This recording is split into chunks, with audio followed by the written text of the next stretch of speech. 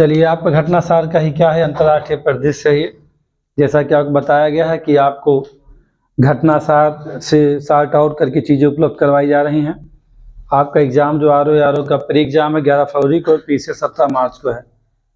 कुछ चीज़ें ऐसी होती हैं जो हम करंट अफेयर पढ़ते हैं तो उसको ऑनलाइन में पढ़ के निकल जाते हैं, जबकि ऐसा है कि जब आप घटना सार या आई दृष्टि को देखते हैं तो उनमें क्या होता है कि बड़े से 2-3 पेज में हमारे काम की बस 2 चीज़ें होती हैं, 1 या 2 लाइन से अधिक नहीं होती हैं।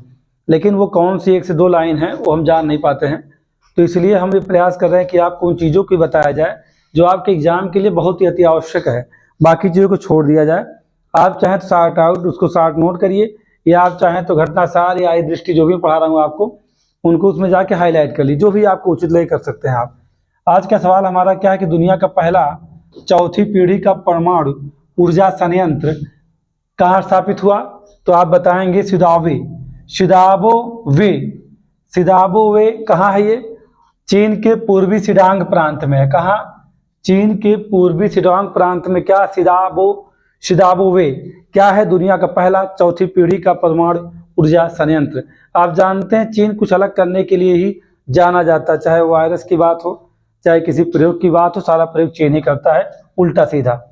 इस गैस कूल्ड रिएक्टर का प्रयोग कार्बन उत्सर्जन कम करने एवं विदेशी निर्भरता को कम करने के लिए चीन ने किया है। दूसरी बात क्या कि जेमिनी AI मॉडल लॉन्च किया गया किसके द्वारा? गूगल के द्वारा। अब आप भी जाने गूगल पेरेंट कंपनी का एक अल्फाबेट भी, इसके पहले ऐसा नहीं है कि क्या कहते हैं जेमिनी जो आर्टिफिशियल इंटेलिजेंसी है जिस मॉडल को गूगल ने लॉन्च किया है वह पहला इसके पहले क्या गूगल इसके पहले भी अल्फाबेट जो है क्या कहते हैं आर्टिफिशियल इंटेलिजेंसी को लॉन्च कर चुका है। ऐसा नहीं कि जेमिनी उसका पहला है, इसके पहले क्या कर चुका है, अल्फाबेट को पहले लॉन्च किया है। अन्य को देखते हैं तो चैट GPT जो कि ओपन आर्टिफिशियल इंटेलिजेंसी है। दूसरा क्या, लामा 2 जो कि मेटा कंपनी ने इसको जो है बनाया था। तो आप देखते हैं कि अगर एक को आप देख रहे हैं तो 2 को देखना चाहिए। तो जैसे आप जेमिनी AI की बात करते हैं, मॉडल लॉन्च किसने किया? गूगल के द्वारा। ये आपके लिए ज़्यादा महत्वपूर्ण है। जेमिनी AI मॉडल लॉन्च हुआ गूगल के द्वारा। अगर इतना ही आपको याद है तो आपके लिए क्या है, ये सारी चीज़ें क्या हो गई, बहुत ईजी हो गई। दूसरी बात क्या, लामा 2 किसका? मेटा कंपनी द्वारा।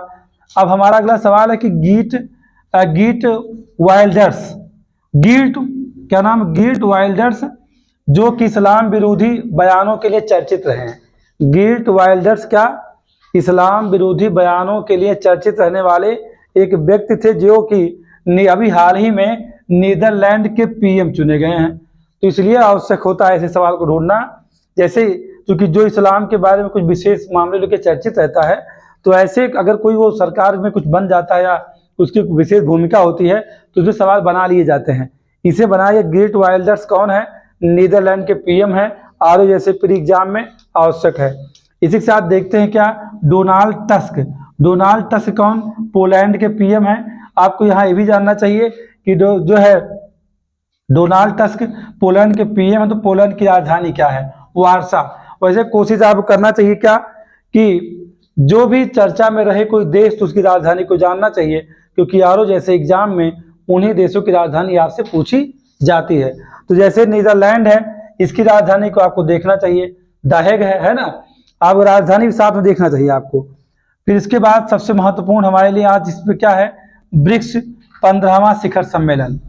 यानी कि ब्रिक्स का 15वां शिखर सम्मेलन का आयोजन क्या हुआ था? जोहान्सबर्ग में हुआ था। जोहान्सबर्ग दक्षिण अफ्रीका। समय है 22 से 24 अगस्त के मध्य। अब आपको ये भी जानना चाहिए कि इसकी अध्यक्षता किसने किया था? सिरिल रामफोसा जो कि दक्षिण अफ्रीका के क्या हैं, राष्ट्रपति हैं। उनकी अध्यक्षता में ब्रिक्स 15वां शिखर सम्मेलन का आयोजन हुआ था। आप 15 को जानिए, साथ में भी जानिए कि 16वां कहाँ होगा। 16वां कजान रूस में आयोजित होगा। अब आप समझिए 16वां कहाँ, 2024 में उसको होना है। फिर एक बात उठती है कि जो ब्रिक्स है, ब्रिक्स की विचारधारा किसकी है? तो अगर देखा जाए तो ब्रिक्स शब्द का 2001 में सबसे पहले प्रयोग किसने किया था? जिम ओ'नील ने किया था। जिम ओ'नील है कौन? ब्रिटिश के एक अर्थशास्त्री हैं, इन्होंने किया था। तो पहली अब इनके इस शब्द के प्रयोग करने से ही क्या मिला? ब्रिक्स। जैसे लगा कि अगर कुछ देशों का एक क्या बना दिया जाए, समूह बना करके उन्होंने ब्रिक्स के शब्द का प्रयोग किया था। उस ब्रिक्स में कौन थे? ब्राजील था। किसके? जिम ओनील की शब्दावली में जो उन्होंने ब्रिक्स शब्द दिया था, ब्रिक दिया था। क्या दिया था उन्होंने? ब्रिक शब्द दिया था, सिर्फ ब्रिक दिया था, ब्रिक्स नहीं दिया था। तो इस ब्रिक शब्द का प्रयोग जिम ओनील ने 4 देशों के लिए किया था। ब्राजील, रूस, चीन, भारत, इन 4 देशों के लिए प्रयोग किया गया था। लेकिन जब 2010 में इसमें अफ्रीका को शामिल किया गया, दक्षिण अफ्रीका को, तो ब्रिक जो है क्या बन गया?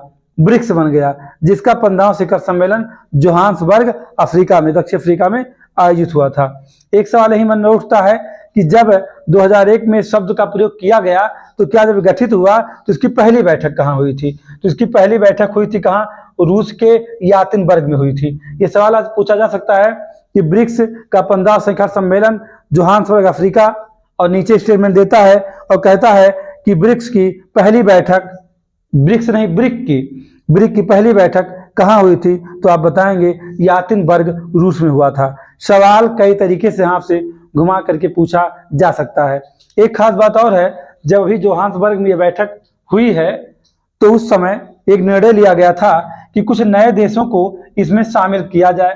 उन नए देशों को शामिल करने के लिए मंजूरी दी गई कब? 1 जनवरी 2024, है ना, कि 1 जनवरी 2024 से कौन इसमें शामिल हो जाएंगे? सऊदी अरब, ईरान, यूएई, अर्जेंटीना, इथोपिया, मिस्र, यानी कि कुछ नए सदस्यों को शामिल करने की इसमें, या ब्रिक्स में नए देशों को शामिल करने की मंजूरी दी गई है। एक सवाल उठता है कि ये जो सम्मेलन हुआ ब्रिक्स का, कहाँ? जोहान्सबर्ग में, इसकी थीम क्या थी? थीम काफी बड़ी सी है, लेकिन इसके कुछ कीवर्ड को अगर आप देख लें तो नहीं भूलेंगे। जैसे कीवर्ड क्या है? ब्रिक्स एंड अफ्रीका, ठीक। और क्या है? पार्टनरशिप, इसका एक कीवर्ड आपके लिए है, partnership for mutually accelerated growth sustainable development, यहां से आप इस सब को चुरा लीजिएगा। और तीसरा क्या? एंड इंक्लूसिव मल्टीलिटराइज्म बोलते हैं, मल्टीलेटरिज्म भी वो इसको बोला जाता है। या आप इस वर्ड को हटा करके यहाँ तक कहाँ 3 वर्ड को ढूंढिए, सिर्फ ब्रिक्स एंड अफ्रीका, पार्टनरशिप और सस्टेनेबल डेवलपमेंट, यानी किसका? सतत विकास का। उसके बाद इंक्लूसिव क्या? मल्टीलेटरलिज्म को। आप देखेंगे भैया उसी शब्द को आप रट्टा मार के बैठे रहिए तो भी मिल सकता है, क्योंकि थोड़ा सा ये उनका अपना लैटिन वर्ड यूज किए हैं वो, और इसका हिंदी में कहीं कुछ ऐसा मिला नहीं है, इसलिए आप इसको हिंदी में थीम रखने का प्रयास ना करिएगा। कोशिश ये भी करिएगा कि अगर मान लिया जाता है कि ये थीम आपको ना भी याद हो तो कोई बात नहीं है, बस कीवर्ड को आप देख लीजिएगा। इसके अलावा क्या इसमें एक सवाल और उठता है कि उसी समय एक रिमार्क मैंने कर रखा है कि न्यू इंडिया डेवलपमेंट बैंक की स्थापना की गई, और जो न्यू डेवलपमेंट बैंक है, न्यू डेवलपमेंट बैंक जो स्थापित करने की बात की कहाँ? 2014 में की गई है। तो एक बात उठती है कि इसकी धारणा कहाँ से बनी है? इसकी धारणा ब्रिक्स देशों की है। तो ब्रिक्स देशों समूह की धारणा है, तो इसकी स्थापना, इसका मुख्यालय कहाँ बनाया गया? शंघाई में, है ना। अब एक बात और ध्यान रखिएगा कि हो सकता है कोई सवाल, सारे सवाल को छोड़ दिया जाए या थीम को भी ना पूछा जाए आपसे क्या पूछा जाए कि ब्रिक्स शिखर सम्मेलन में देश के, भारत के प्रधानमंत्री नरेंद्र मोदी के क्या सुझाव रहे हैं? तो आप बताएंगे अंतरिक्ष में सहयोग और डिजिटल शिक्षा। सुझाव 4-5 हैं, लेकिन हम 2 ही को देखेंगे, है ना, बाकी को आपकी जरूरत नहीं है। एक और करंट अफेयर्स का आपके लिए क्या है नेक्स्ट की अंतरराष्ट्रीय सौर गठबंधन ISA, है ना, का 95वां देश कौन बना सदस्य? तो आप बताएंगे चिली बना है। एक खास बात और कि इसकी स्थापना कब हुई? 2015 में, और 2015 में हुई थी तो किस जलवायु परिवर्तन सम्मेलन के तहत हुई थी? तो COP21 के दौरान इसकी धारणा बनी थी किसकी? अंतरराष्ट्रीय सौर गठबंधन की। एक बात और ध्यान रखना है कि अंतरराष्ट्रीय सौर गठबंधन गठित करने वाले 2 देश हैं। कौन कौन? एक इंडिया, एक फ्रांस है। इसे चर्चा में पहले भी आपसे कर चुका हूं। एक खास बात और है, इसका हेडक्वार्टर कहाँ है? गुरुग्राम, भारत में है। और ये भी समझिएगा कि 31 अक्टूबर ISA का जो बैठक हुआ है वो कहाँ हुआ था? भारत मंडपम, दिल्ली में। इस बात को आप ध्यान रखेंगे, भारत मंडपम, दिल्ली में। तो इतने करंट अफेयर्स देखा जाए तो ब्रिक्स के लिए आपके सवाल ऊपर ही रखे हुए हैं। इसका अगर देखा जाए RO जैसे एग्जाम में तो पूछ लेगा कि ब्रिक्स की पहली बैठक कहाँ हुई, या ब्रिक्स शब्द का प्रयोग सबसे पहले किसने किया, ब्रिक्स में मूलतः सदस्य कौन थे, या ब्रिक्स की स्थापना किसने की, ये सवाल हो सकते हैं। थीम के पूछे जाने की संभावना कम बनती है, क्योंकि थीम जब बड़ी हो जाती है तो सवाल नहीं बनाया जाता है, ये अच्छे जानिएगा। थीम अगर छोटा हो तो बन सकता है, नहीं तो नहीं बनेगा। और क्या बन सकता है, अंतरिक्ष में सहयोग और डिजिटल स्रोत शिक्षा बन सकता है। इस बोर्ड से और सवाल कहाँ रखा हुआ है, गेट वाइल्डर्स के साथ, डोनाल्ड टस्क के साथ, ये दोनों आप रट्टा मार जाइएगा। दूसरी बात क्या कि दुनिया का पहला चौथी पीढ़ी का परमाणु ऊर्जा संयंत्र कहाँ है, सिदाबो वे में है। आप कुछ भी ना जानिए, सिदाबो वे और चाइना को रटे रहिए, आपका काम बन जाएगा, है ना। इसको और ये भी जानिए जेमिनी है क्या, जेमिनी एक आर्टिफिशियल इंटेलिजेंसी है जो विकसित किया गया किसके द्वारा, गूगल के द्वारा। ऐसे रिवीजन मारते चले जाइएगा। Llama 2 Meta company, chat GPT open है आपका, उससे कोई मतलब नहीं आपको। ऐसे आप रट्टा मारेंगे तो आप काम बन जाएगा। इसमें जितने भी सवाल हैं आपको याद रहेंगे, तो ऐसे सोचिए कि आप एक एक शब्द याद रखेंगे तो याद नहीं होगा। ठीक है, फिर मिलते हैं।